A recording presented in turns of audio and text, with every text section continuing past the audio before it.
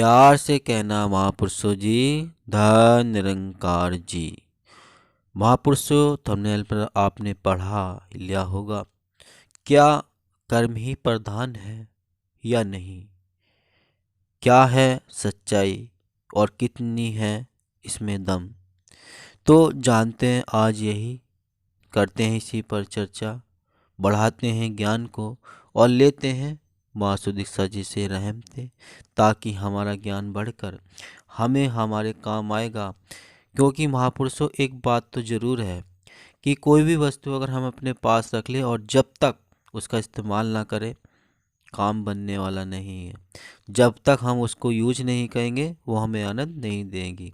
तो ऐसे ही ज्ञान है, ज्ञान अगर हमने बढ़ाया, उस पर इस्तेमाल नहीं किया, तो किसी काम का नहीं। और अगर हम उसको इस्तेमाल करके उस पर चल रहे हैं, कर्म ढाल रहे हैं, तो संसार के सारे सुख हमें मिलेंगे। तो बस आइए करते हैं शुरू, करते बने रहिए वीडियो में, और अच्छा लगे तो लाइक व चैनल को सब्सक्राइब भी जरूर कर दीजिएगा। महापुरुषों, कुवैत प्रवास के दौरान उत्तर प्रदेश के महात्मा से दास ने शहंशाह बाबा अवतार सिंह जी के समय की जो सत्य घटना सुनी, उससे दास के सामने उस युग का सुंदर दृश्य सामने आ गया। साथ ही उस वार्तालाप ने संत निरंकारी मिशन के तत्कालीन प्रधान पूज्य लाभ सिंह जी की सादगी व सहजता से भरे अध्यात्म में जीवन के साक्षात दर्शन करा दिए। प्रधान लाभ सिंह जी से उत्तर प्रदेश के गांव में रहने वाले एक सज्जन ने ज्ञान प्राप्त किया। ज्ञान पाकर उसका जीवन धन्य हो गया। वह सज्जन गांव भर में जो भी मिलता, उसे बड़े चाव से बताते हैं कि हमारे निरंकारी मिशन के पूज्य प्रधान जी ब्रह्मज्ञान देते हैं।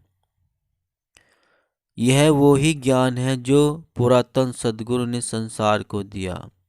किसी वजह से गांव के कुछ लोग इकट्ठे हुए थे। वहां पर भी उन्होंने यही बात कही थी कि कुछ जिज्ञासुओं ने कह दिया, भाई अपने प्रधान जी को बुलवा लो, तब तो ये यकीन आए, वरना बातों में क्या रखा है। ठीक है, आप लोग इत्मीनान रखें, दास खुद उन्हें लेकर ही आएगा। यह बात वहाँ उस महात्मा ने कह दी।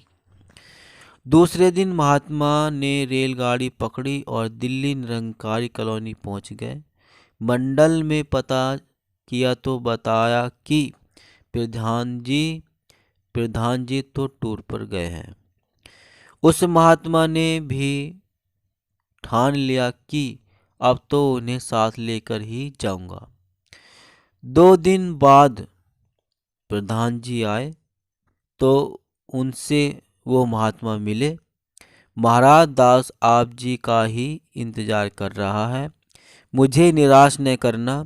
मैं गांव वालों से ये वादा करके आया हूँ कि आप जी को साथ लेकर जाऊंगा। प्रधान जी ने उस महात्मा में उपकार की अथाह भावना को पढ़ लिया और वो अपने घर पर बताने भी नहीं गए कि मैं दूर से वापस आ गया हूँ। वो अपना कपड़ों वाला थैला लेकर यूपी के उस गांव के लिए उस महात्मा के साथ चल गए। रेलगाड़ी के समय निकट के स्टेशन पर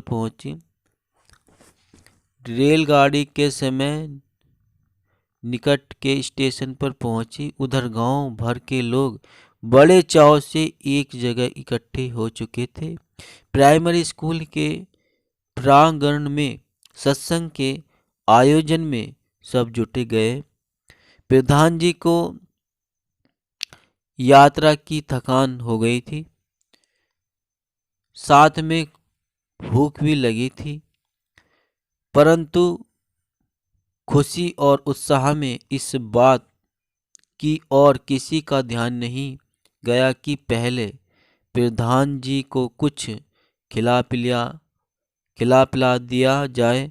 प्रधान जी ने भी किसी से कुछ नहीं कहा। स्कूल के कमरे में 2 डिब्बे भरे थे, चीनी जिसमें चीनी और चाय पत्ती रखी थी, जिससे स्कूल के शिक्षकों ने ही रख छोड़ी थी। प्रधान जी ने थोड़ी सी चीनी हथेली पर रखकर फाँक ली और पानी पी लिया।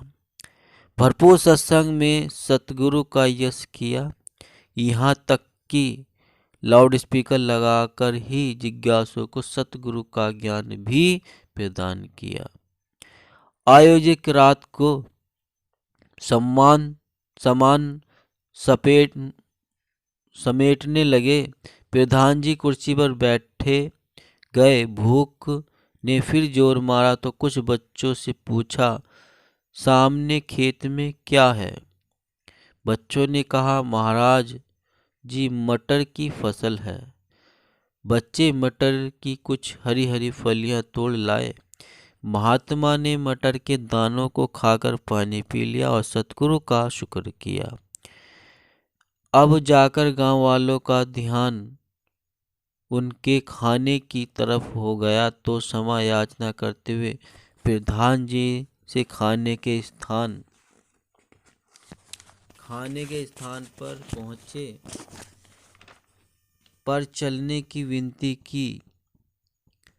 इस प्रधान जी ने कहा, आप यहाँ का अपना सामान समेट ले, अभी दास का काम चल गया है। इस बात पर गांव वाले बहुत भावुक हुए। घटनाक्रम कुछ ऐसा रहा कि ब्रह्मज्ञान के साथ प्रधान जी भी उनके रूम में बस गए। अन्य एक और घटना भी प्रधान जी के सतगुरु को प्रति समर्पण की है। यह भी उत्तर प्रदेश के से ही सम्मानित है। अधिकारियों ने किसी दूर दराज क्षेत्र में सत्संग रख लिया और पूज्य प्रधान जी को सूचना दे दी। प्रधान जी ने ही हामी भर दी कि वो निर्धारित समय पर पहुंच जाएंगे। रेलवे स्टेशन से उच्च गांव तक का रास्ता कच्चा था, जो मिट्टी और धूल से अटा पड़ा था। धूल से राहगीरों के कपड़े बादामी रंग के हो जाते थे। सवारी के लिए भी बैलगाड़ी का ही एकमात्र सहारा था। प्रबंधकों ने सोच विचार कर तय किया कि प्रधान जी की हजूरी में सत्संग अन्य स्थान पर कर लेंगे। इस गांव में किसी स्थानीय महात्मा को भेज देंगे, पर इस बात की सूचना भी प्रधान जी को एडवांस में नहीं दे पाए। पूज्य प्रधान जी निश्चित समय पर रेलगाड़ी द्वारा स्टेशन पर उतरे और प्रबंधकों को सत्संग स्थल तक जाने के लिए कहा। प्रबंधक में लगे महात्मा ने कहा, महाराज जी क्षमा करें, आप जी का प्रोग्राम दूसरे गांव में रखा है, क्योंकि उस गांव तक पहुंचने के लिए बैलगाड़ी की एकमात्र साधन है, जिसमें हिचकोले बहुत लगते हैं। रास्ता भी धूल मिट्टी से अटा पड़ा है। आप जी के वस्त्र धूल से लथपथ हो जाएंगे।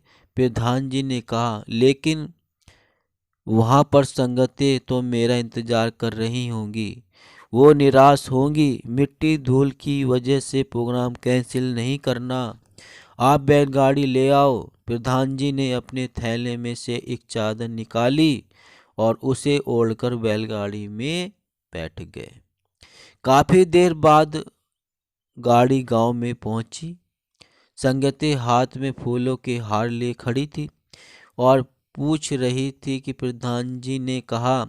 यह सुनकर प्रधान जी ने मिट्टी धूल से सनी चाँद अपने शरीर से उतारी और बादलों में से सूरज की तरह प्रकट हुए। संगतों ने सतगुरु बाबा अवतार सिंह जी महाराज के जय घोष लगाए। किसी ने सत्य ही कहा, यह महात्मा नाम से तो प्रधान नहीं है ही, इनका कर्म भी प्रधान है। न लाभ सिंह प्रधान है और न देश राज प्रधान है, प्रधान ही कर्म है और कर्म ही प्रधान है। सतगुरु माता जी ने भी आह्वान किया कि आज मुझे शहंशाह के समय वाला निरंकारी मिशन चाहिए, जिनके पूर्वज ऐसी मिसालें कायम कर गए हैं, जिन्हें पढ़कर अपना कर सतगुरु के आशीर्वाद से अवश्य ही शहंशाह जी का समय स्वयं अपने को दोहराएगा और प्रचारक संत महात्मा अपने आप को बड़ भागी समझेंगे। महापुरुषों, तो ये थी क्या वाकई जो दास ने टॉपिक था आज का, वाकई क्या कर्म ही प्रधान है? तो महापुरुषों, वाकई ही सच में कर्म ही प्रधान है, अन्यथा कोई नहीं। अभी पीछे बताया, न लाभ सिंह प्रधान है न देश राज प्रधान है, प्रधान ही कर्म है और कर्म ही प्रधान है। कर्म से सब कुछ है, कर्म करके ही सब कुछ सबने पाया है, वरना किसी को बिना कर्म द्वारा कुछ नहीं मिला है। किसी ने पिछले जन्म में कर लिया होगा, किसी ने पिछले कर लिया होगा, किसी के दादा परदादा हो या फिर किसी की भी कर्म द्वारा ही वे लोग इतने अमीर पैसे वाले या फिर कुछ हो, है सब कर्मों का फल ही। आज नहीं तो कल मिलता है। जैसे खेत में हम कोई वस्तु बोते हैं, वो 3 4 5 6 महीने के पश्चात हमें मिलती है। ऐसे ही जब हम कर्म करते हैं तो उसका फल भी कभी थोड़ा समय से पहले, कुछ समय के बाद भी, कुछ समय पे ही समय के अनुसार मिल जाता है। लेकिन महापुरुषों मिलता जरूर है, क्योंकि समय ही जो ये कर्म ही प्रधान है, कर्म से बड़ी कोई नहीं।